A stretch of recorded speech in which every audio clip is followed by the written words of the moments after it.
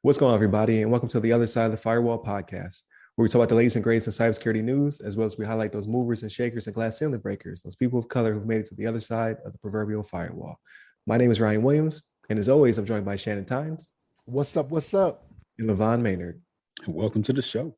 What is going on? So, welcome to another glorious week in cybersecurity. Please tune in to Monday and Tuesday shows where we discuss topics such as the Pass the Mic initiative that happened on social media this past weekend, where very big Twitter accounts in cybersecurity handed over their account to members of their team that are people of color to show the diversity as well as to spotlight those members within the organization. Thought it was a great initiative. Please tune in Monday. Shannon covers that. Please tune in for Tuesday's episode where we discuss Revo being taken down using some of their own tactics, techniques, and procedures. It's pretty funny. So they're no longer with us. That's a good way to say it. But that was LeVon's topic. Definitely interesting. Tune into that one.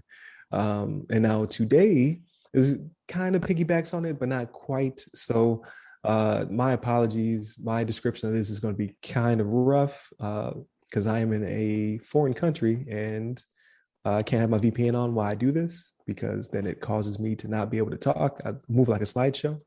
But because of that, the website is blocking me.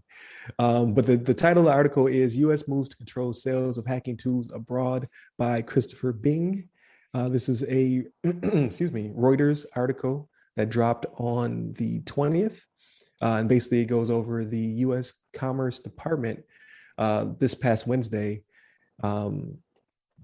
announced new rules intended to curb the sale of offensive cybersecurity products to some countries with authoritarian practices, according to a Federal Registry submission. So basically they're trying to get at such countries as China and Russia and some others to not allow U.S. companies that create tools that could be used for cyber offensive and hacking and things of that nature to sell those to these countries to exploit their population.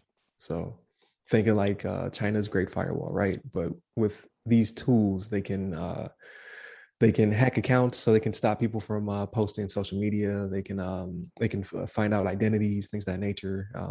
Just things that we do not stand for here in the U.S. And just putting rules and regulations on our own companies from selling those things to those countries. So pretty interesting article. But I want to ask you guys' opinion about this. Like, does the federal government have well, we know they had the authority because they just did it. But how do you feel about the federal government restricting these? At one point in the article, I believe they called it a weapon of mass destruction in some cases on these other countries. I think it's pretty cool. I mean, it's pretty interesting that they're going through these steps to make it, I guess, to make it some licensing requirements before they can sell these pieces of software. And I'm kind of curious more so about like the enforcement and like, how's this software not going to, make sure the software doesn't land into the hands of people that should not have it. Because even, I mean, obviously you license, this is kind of just like anything else. I mean, they license, Windows, OS and other software, anything you can think of. But at the same time, people always tend to find the software or like hack the software and make it, not require a license, not require some sort of like authentication or some sort of like, any kind of like over the internet licensing process that kind of verifies that it's actual legal piece of software. So I'm curious about how they're going to enforce it and make sure that they keep everything operating as the procedures outline. But I think overall, I mean, hopefully this does put like a dent in the usage of like U.S. made like cybersecurity software being like, I guess, available to hackers and groups that may use it for nefarious purposes. I think it's a great thing. And that's the only thing that's kind of stuck in my mind is like the enforcement and Um, and I wonder what kind of like, I don't know. They say the curb the sale of offensive cybersecurity products to some countries with authoritarian practices. So they're just talking about like, I don't know, like North Korea and I don't know, it'd be funny if we're even like in like talks with North Korea to sell them software like this. I'm not sure what authoritarian like countries were like in engaged with that. We're gonna be like, hey, here's some software for you to use to like hack whatever you need to or like defend yourself from hackers or something. But yeah, I guess it's interesting, and I'd be curious to see how it progresses in the future here. But Shannon, do you have some thoughts on this one? Yeah, I got a couple things, right? So this seems like an expansion on something that was already in place, right? So U.S. companies already required a license from the federal government when they were selling encryption technologies or communication interception systems, right? So that was already something they had to do, but it seems like they're just expanding on that a little bit here, and they're not very specific about software, right? But my other thing is usually when we do stuff like this, like those countries, Russia and China and North Korea, they kind of play a tit for tat game, right? So we're gonna sit here and say, I don't want to get into a political discussion or anything like that, but the reason we said, let me find this in the article, right? Opposes the misuse of technology to abuse human rights or conduct other malicious cyber activities, right? So what's to say China doesn't turn around and say, well, you guys have been doing that in the United States, right? Do you not have AI that is unjustly getting people of color prosecuted, because it can't distinguish their face or things of that nature, right? Like they could play that game to say you're doing human rights abuses too, right? The summer of 2020 was a very hot summer in the United States, right? To where that's something they could point to and say, don't point your finger at us at what we're doing. You're doing the same thing, right? So then it turns into a tit for tat thing because I mean, I could probably look around my house and find a million things made in China. You know what I mean? Mm-hmm. Like, not necessarily in my software, but I'm just saying, like that's just the way that they can go with this, and it's a dangerous game. I understand why we're doing it based off some things that are happening in the news and some things that are just out there that may not be so very well known, but it's kind of a dangerous game. I don't know. I like I said, I see the reason for it, but I could see this turning into a tit for tat with us and maybe getting a little more aggressive when it comes to cyber warfare. But yeah, this is and so the thing with this is they had in this article, this follows charges by the U.S. Justice Department against 3 former U.S. intelligence community officials who offered hacking services to the UAE government, right, helping it spy on dissidents and geopolitical rivals. So I understand the reason for them doing it, and these things that are going on in the news. It was the whole what's the other one? What's the journalist name from the Washington Post? Khashoggi with Saudi Arabia, right? You had that whole thing too, right, where they were hacked into his phone, Right. right? So yeah, I mean, I understand the reason for it, right? And again, I'm the Patriot Act guy, right?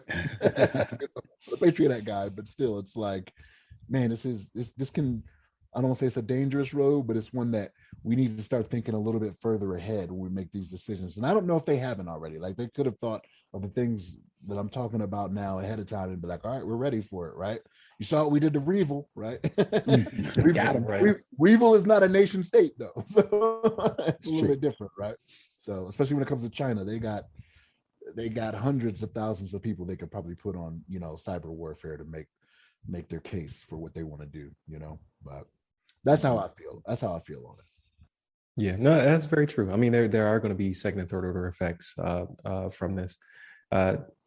I think it's a little bit harder to justify your need for hacking tools. You know what I mean? Like you need oil, you need water, you need these things. You need your like for us, pretty much any product made in Walmart is coming from another country. But in this case, you're asking for specifically designed tools to do something, right? So it's kind of like, do you really need that?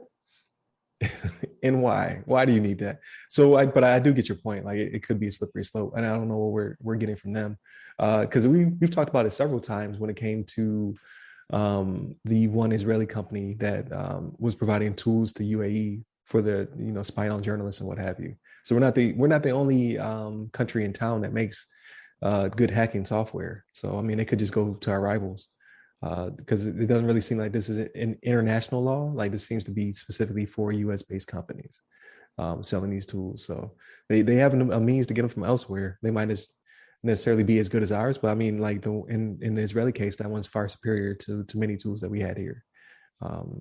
So there is that as well. And then it may encourage them to homebrew, right? Like why are you importing these tools when you can just make your own? Perhaps you just don't have the expertise, or maybe you do, but it's just easier. You know what I mean? Like it's easier just to buy something off the shelf than to teach somebody how to program something. So there is that as well. So I'm sure there's multiple different vantage points that they looked at before they did this. And I believe these are rules and not laws yet. So I'm sure there's a difference, right? Words mean things. So I think it's on its path to becoming legislation. If it's not already in the works, or like you said, it could be an expansion of something that already existed. That didn't really go into great detail about that in the article. So I'm sure more to come of this in the near future. We'll see it. It seems like a lot of our articles are becoming more timely, right? Like we'll talk about something, then boom, it's happening, or we'll be talking about, like in this case, everybody's talking about Revo, right? But then you can see the progression of what happened to them. So again, great. I think it's a great discussion. Great viewpoints on it. So we'll see what comes to pass once this goes into play, and see how other countries respond because of the implications, right? Like, why do you need this? What are you using this tool for? Type situation. Like, you're telling yourself. So, but with that being said, I think that brings us to natural conclusions for this episode. Thank you, Shannon. Thank you, LeVon. I haven't done that all week, right? So thank you for always participating in these discussions. To anyone out there who is interested on being on the show, definitely hit us up. We would like to spotlight you and your company. We're definitely looking for those people who are in those key positions, those senior C-suite positions, or just maybe a different flavor that we haven't brought to the show. For all those who usually listen to us, you kind of know our backgrounds. I'm an infrastructure guy by trade. LeVon is a cloud engineer, and Shannon is an ISSO. So if you're someone who is of a different trade and want to come on and kind of talk about what you do and who you do it for, we're definitely up for that. Hit me up on the social medias. It's www.theothersideofthefirewall.com. As well as personally, you can hit me up at RyRy Security Guy. That's RYRY Security Guy. I look forward to your questions, or if you want to join us on the panel. And you, LeVon? You hit me up on the Twitters at LeVon Maynard. There it is. Stay safe, stay secure. Take care.